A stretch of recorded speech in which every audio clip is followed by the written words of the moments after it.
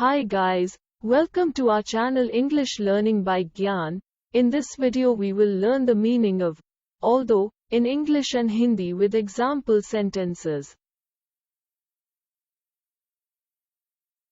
Although meaning in English is in spite of the fact that, or, and yet, but. Although का हिंदी में अर्थ होता है हालांकि, यद्यपि या मानो.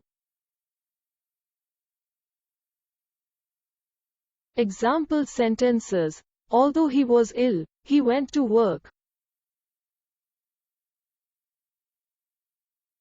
हालांकि वो बीमार था, फिर भी वो काम पर चला गया.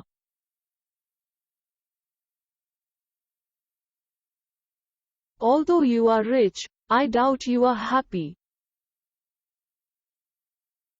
हालांकि आप अमीर हैं, मुझे संदेह है कि आप खुश हैं.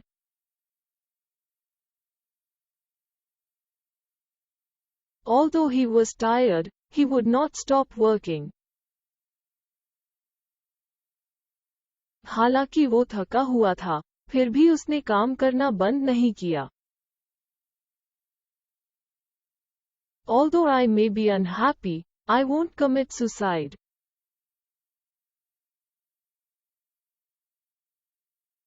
हालांकि मैं दुखी हो सकता हूँ, मैं आत्महत्या नहीं करूँगा.